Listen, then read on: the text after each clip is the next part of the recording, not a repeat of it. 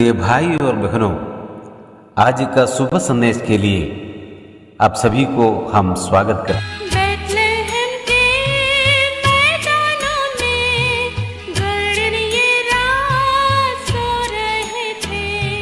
Bethlehem के मैदानों में गड़रिये रात सो रहे थे। सुना फरिश्तों की जुबान, पैदा हुआ प्रेम निधान। आया मसीह चरनी में तो पापियों को बचाने को। आज का संदेश परमेश्वर के दास नेल्सन थॉमस मुंबई से बांटा जाएगा। प्रार्थना के साथ सुनिए। प्रभु परमेश्वर की स्तुति हो। थोड़ी देर के हमारे मनन के लिए आइए पढ़ेंगे एशिया का पुस्तक, उसका अध्याय 43, 18 और 19 पद। Book of Isaiah chapter 43 verses 18 and 19। बीती हुई बातों का स्मरण न करो, न भूतकाल की बातों पर सोच विचार करो। देखो मैं एक नया काम करूंगा। एक नया साल का शुरुआत में हम लोग खड़े हैं।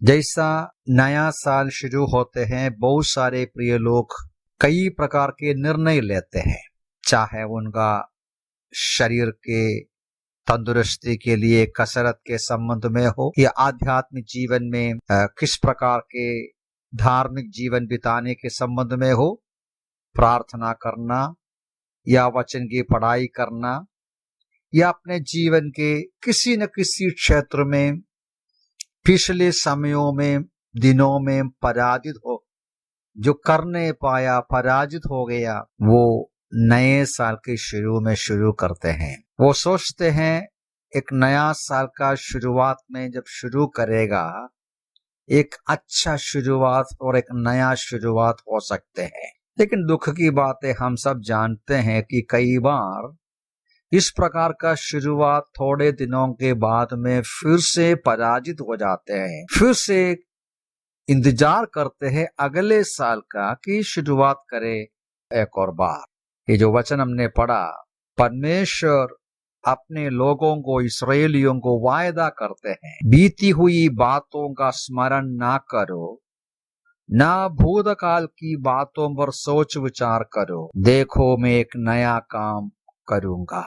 इस्राएलियों को दिया हुआ वचन है। बाबिलोन के बंधुआई में अपने देश में से उनको कब्जा कर बाबिलोन के राजा लेकर गया। परदेशी होकर, पीड़ित लोग होकर, बहुत ही कष्ट और क्लेश के बीच में निसहायक होकर, दुखी होकर रहने वालों का मन को दृढ़ करने के लिए, उनके मन को तसल्ली देने के लिए परमेश्वर बता रहा है, वायदा कर रहा है, मैं तुम्हारे बीच में एक नया काम करूंगा। जरूर ये जो वचन हमारे लिए भी बहुत ही तसल्ली देते हैं। यहाँ से हम भी सबक ले सकते हैं। यदि हमें लगता है पिछले दिनों में हम पराजित हो गए, यदि हमारे मनों में निराशा है, संकट है, हमें लगता है कि किसी न किसी क्षेत्र में हम सफलता नहीं पाया, मुझे एक बार फिर जीवन एक सही ढंग से शुरू करना है, एक सही ढंग से आगे बढ़ना है। परमेश्वर कहते हैं मैं आपके लिए करूंगा। आप इन वचनों को ध्यान से सुनिए। देखो परमेश्वर किस प्रकार कहते हैं, बीती हुई बातों का स्मरण ना करो, भूतकाल की बातों पर सोच विचार मत करो। जो पीछे रह गया, जो कर नहीं पाया, जो दुख की गठिया गठी, जो हमें वेदना देने वाली, दुख देने वाली बातें जीवन में सामना किया, सब कुछ भूल जाओ। मैं ऐसा एक काम करूंगा आपके लिए जो आपके मन में इतना उत्साह देगा, आपके मन में इतना विश्वास देगा कि पीछे मुड़कर देखने का जरूरत भी नहीं हो, उतना भी नहीं हो। ऐसा भी कहते हैं, आगे मैं जंगल में एक मार्ग बनाऊंगा और मरुभूमि में नदियां बहाऊंगा। 16वां पद में कहा था कि जो समुद्र में मार्ग, वही नीचे कहा मैं जंगल में मार्ग बनाऊंगा, समुद्र में मार्ग बनाऊंगा। मरुभूमि में नदियां बहाऊंगा। मनुष्य के नजर में जो असंभव है, मनुष्य के नजर में जो कभी हो नहीं पाता, वो बातें मैं आपके लिए करूंगा। मेरे प्यारे भाई बहन, यदि आपके जीवन में भी इस प्रकार का निराशा है, विचार है कि मेरे जीवन में कुछ हो नहीं पाता, मैं बार बार पराजित होता हूं, परमेश्वर का ये जो वायदा को अपना लीजिए, मैं आपको जीवन नया बना। इसी पुस्तक का अध्याय 62 अध्याय में भी इसी प्रकार का वचन हम देखते हैं। वो इस्राएलियों को कहते हैं, मैं तेरा एक नया नाम रखा जाएगा। परमेश्वर बोलते हैं आप लोगों को एक नया नाम देगा। नीचे लिखा है 4 पद में, मतलब एशिया का 62 का 4 पद में लिखा है, आगे को तो कैसा कहलाएगा? हेप्सिबा, और तेरी भूमि ब्यूला कहलाएगा। हेप्सिबा का मतलब नीचे लिखा है मेरी प्रिय, ब्यूला मतलब मैरिड है। इसका अर्थ ऐसा है कि इस्राएली लोग बाबिलोन के बंधुई में पड़े हैं पिछले कई सालों से। वे खुद सोचा कि हमें आगे कोई जीवन नहीं है, परमेश्वर ने हमें त्याग दिया, छोड़ दिया, हम निसहायक है। आजू बाजू के लोग, बाबिलोन के लोग भी सोचा यहूदियों का सत्यानाश हो गया, परमेश्वर ने उसको छोड़ दिया। अब परमेश्वर बोलता ऐसा नहीं, तुम्हें एक नया नाम मिलेगा। लोग बोलेगा नहीं, ये लोग परमेश्वर के प्रिय लोग हैं, परमेश्वर उसको स्वीकार किया है।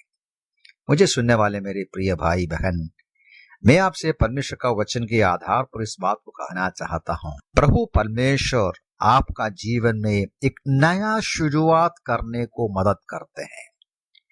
महीना कौन सा भी हो, ये साल का शुरुआत हो, साल का अंत हो, उसमें कोई भेदभाव नहीं है। एक नया शुरुआत कभी भी हम शुरू कर सकते हैं। सचमुच में विजयी का जीवन कई बार का नया शुरुआत के अनुसार ही या साथ ही बढ़ते हैं। ये कैसा हो सकते हैं? यहस्केल के पुस्तक का एक वचन भी मैं आपके सामने पढ़ूंगा। ये भी इस्राएली यहूदी जो बंधुई में है उनके लिए है।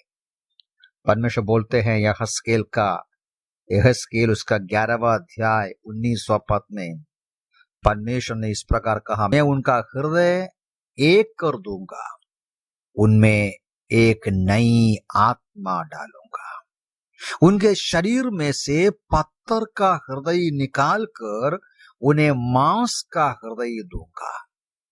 इस्राएलियों का हृदय के अंदर परिवर्तन, कठिन कठोर हृदय को मैं बदल डालूंगा, उनका अंतःकरण में मैं बदलाव डालूंगा। नया नियम में आते समय प्रभु यीशु मसीह के द्वारा यही होता है।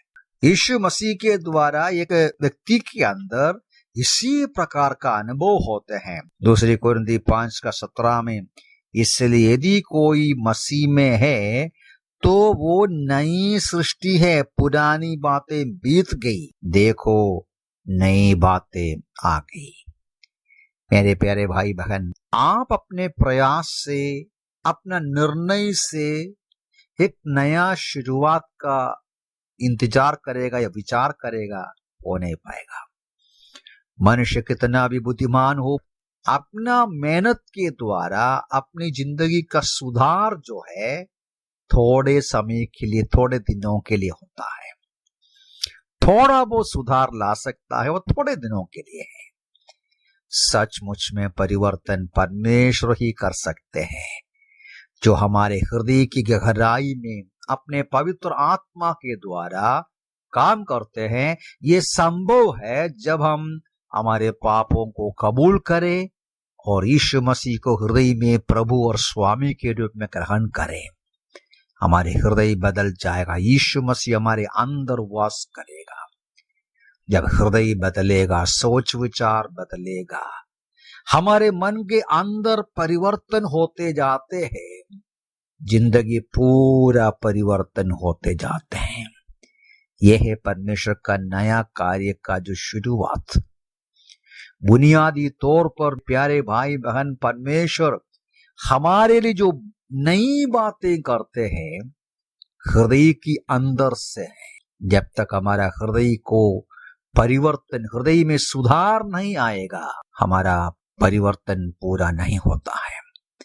मेरी प्रार्थना है, मेरी आपसे विनती है, प्रभु हमें सहायता करे कि ये नया साल की शुरुआत में एक मामूली तरीके का शुरुआत नहीं, दुनिया के लोगों का जैसा एक निर्णय नहीं, प्रभु के पास आए, यीशु मसीह के पास आए, पापों को कबूल करें, हृदय में यीशु मसीह को स्वीकार करें, अपने कमी कमजोरी को कबूल करें, हृदय को, जिंदगी को, मन को, अंतःकरण को बदल डालने के लिए प्रभु से विनती करें।